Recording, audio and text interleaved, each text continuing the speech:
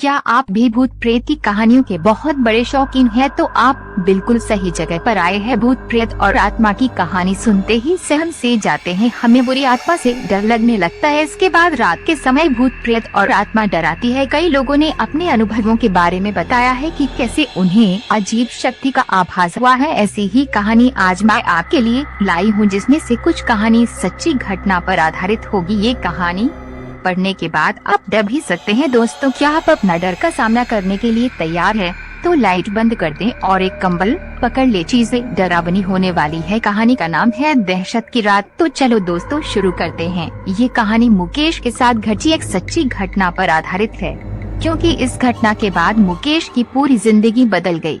इस घटना का असर मुकेश पर इतना पड़ा कि अगर वह इसे याद भी कर लेते हैं तो गहरे सदमे में खो जाते हैं।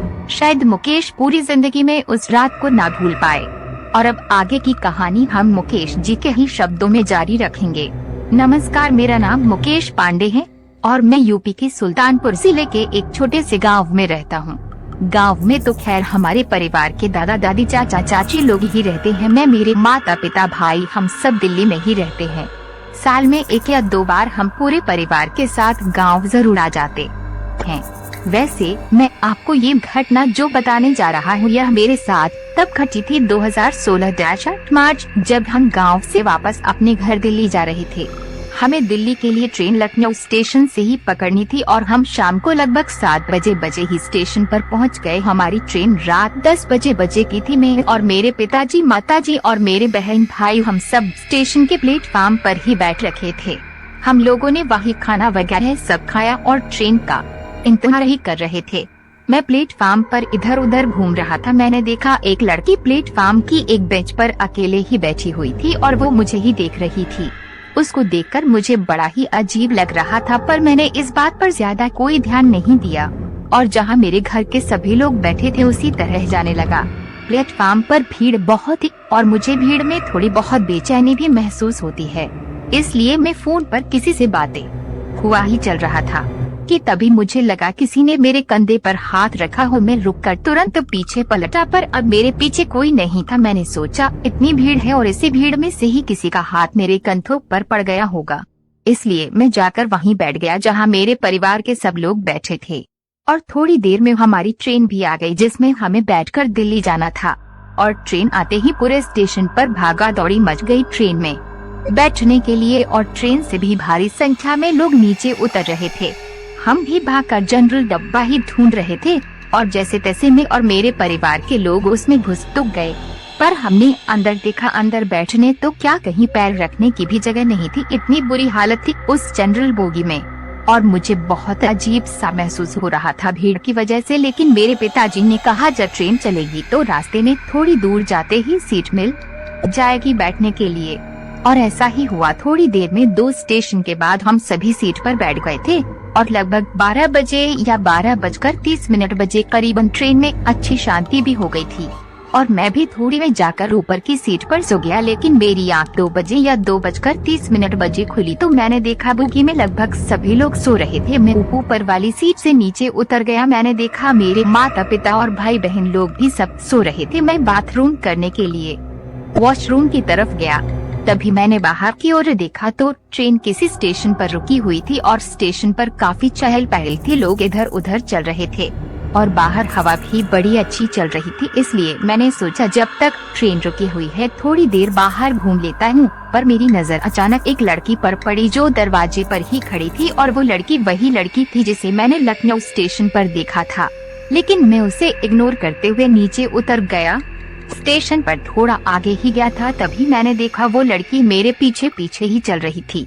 लेकिन मेरी हिम्मत नहीं हो पा रही थी कि मैं उसे टोकूं। लेकिन थोड़ी देर में वही मुझे आवाज देती हुई बोले, सुनो जरा रुको। तो मैं पीछे पलटते हुए बोला, जी। उस लड़की ने अपनी बात जारी रखते हुए कहा, आप भी इसी ट्रेन से जा रहे हैं क्या? वो मुझे ना इसी स्टेशन पर उतरना था और मुझे स्टेशन के बाहर अकेले जाने में डर सा लग रहा है, तो क्या आप मुझे बाहर तक छोड़ दोगे? उसकी की बात सुनकर मैंने कहा मुझे तो इसी ट्रेन में जाना है, पर मैंने देखा था ट्रेन से बहुत सारे लोग नीचे उतरकर स्टेशन पर घूम रहे थे, तो मैंने सोचा ट्रेन यहाँ थोड़ा देर तक रुकेगी, इसलिए मैंने फिर कहा हाँ चलो छोड़ दूंगा। इतना बोलकर हम स्टेशन से बाहर की ओर जाने लगे, लेकिन सच बताऊं तो मुझे भी उस स्टेशन पर डर लग रहा था। फिर भी मैंने उस लड़की को बाहर तक छोड़ने चला गया। मैं ये भी सोच रहा था चलो इसी बहाने इससे दोस्ती भी हो जाएगी, क्योंकि इसको मैंने लखनऊ स्टेशन पर जब देखा था तभी से यह मुझे बहुत अच्छी भी लग रही थी।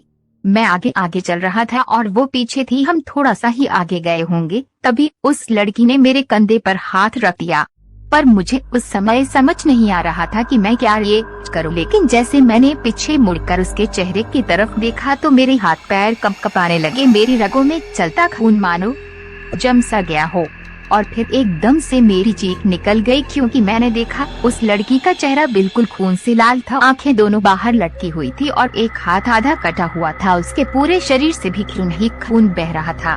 लेकिन उसको देखने के बाद मेरी बस एक ही चीख निकली थी, और उसके बाद मेरा गला तुरंत ही बैठ गया, क्योंकि उस लड़की ने मेरे गले पर अपने नोकीले नाखून गुस्सा दिए थे। और मैंने देखा वो स्टेशन जहाँ अभी इतनी चहल पहल थी और लोग इधर उधर चल रहे थे, अब वो सब जैसे गायब से हो गए थे। अब स्टेशन बिल्कुल सुनसान हो गया था। चारों तरफ सिर्फ और सिर्फ अंधेरा ही था। मैं अपने घुटनों के बल नीचे बैठ गया और वह धीरे धीरे मेरा गला दबाने लगी। मेरी सांसें अब उखड़ने लगी थी। मेरा चेहरा भी पसीने से तरबतर हो गया था। मुझे लग रहा था अब इसी पर मेरी जान निकल जाएगी। मैं बहुत बुरी तरह से तड़प रहा था और तड़पते हुए मेरी एक चीज और निकली। तभी मेरे पापा ने मुझे तुरंत पकड़ लिया और मुझको जगाया, तो मैंने देखा अभी तो मैं उसी ट्रेन में ही था और ऊपर की सीट पर सोते हुए एक खतरनाक भयानक सपना देख रहा था। मेरे पापा ने रुमाल से मेरा चेहरा साफ किया जो पसीने से भीग रखा था। उस हल्की हल्की ठंड में भी मुझे पसीना आ रहा था। मेरी धड़कनें अभी भी दोगुनी रफ्तार से धड़क रही थी। उसके बाद मेरे पिताजी ने मुझे अपने पास ही नीचे सीट पर बैठा लिया। मैंने घड़ी में टाइम देखा, 2 रात के अभी 2 ही बज रहे हैं थे। अब मैं उठकर बुगी के वॉशरूम में गया और मैंने अपनी आंखों पर पानी के छींटे मारे और मुंह धोकर फिर से सीट पर बैठ गया। मैंने सोचा आप जितना भी सफर बचा है सीट पर बैठकर ही पूरा करूंगा। अब मैंने सोच लिया था सोना तो नहीं है, तो मैंने अब बचा हुआ पूरा सफर जागते हुए ही सीट पर बैठकर ही काटा। जब नई दिल्ली स्टेशन पर ट्रेन रुकी तो हम सभी सामान उठाकर ट्रेन से नीचे उतर रहे थे। तब मेरी नजर सामने वाली सीट पर पड़ी तो मैंने देखा कि वो लड़की भी उतर रही थी अपना सामान लेकर, जिसको मैंने लखनऊ स्टेशन पर देखा था और रात में सपने में भी देखा था। उसको देखते ही मानो मेरा दिल फिर जोर जोर से धड़कने लगा और मुझे एक अजीब सा डर लग रहा था। मैं भी अपने घर वालों के साथ चिपक कर चल रहा था। उसके बाद हम नई दिल्ली स्टेशन से बाहर पैदल ही चल रहे थे किसी ऑटो को देखने के लिए। तभी मेरे होश फिर उड़ गए, क्योंकि मैंने देखा अभी भी वो लड़की हमारे आगे आगे ही चल रही थी।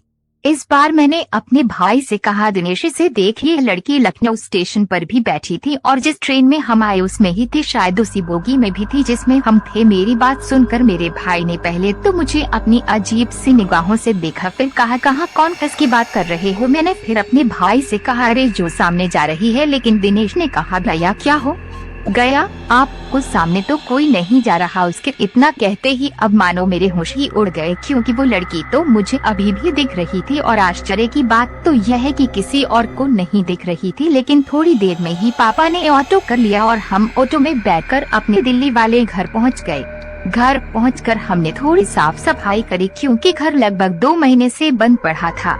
साफ सफाई के बाद खाना वाना खाकर हम सब आराम करने लगे और मैं अभी अपने मेरा कमरा में जाकर लेट गया और थोड़ी देर में मेरी आंख भी लग गई और तभी मुझे नींद में ही ऐसा महसूस हो रहा था कि मेरे बेड पर कोई और भी लेटा हुआ है और वो बहुत जोर जोर से सांसें ले रहा है और उसने एक हाथ मेरे ऊपर भी रखा हुआ है। मैंने तुरंत आंखें खोली तो मानो मेरे होश उड़ गए और उसके साथ ही मेरे मुंह से बहुत जोर से चीखने की आवाज निकली और मैं बेड से कूदकर तुरंत बाहर की तरफ भागने लगा। आगे की कहानी अगले एपिसोड में।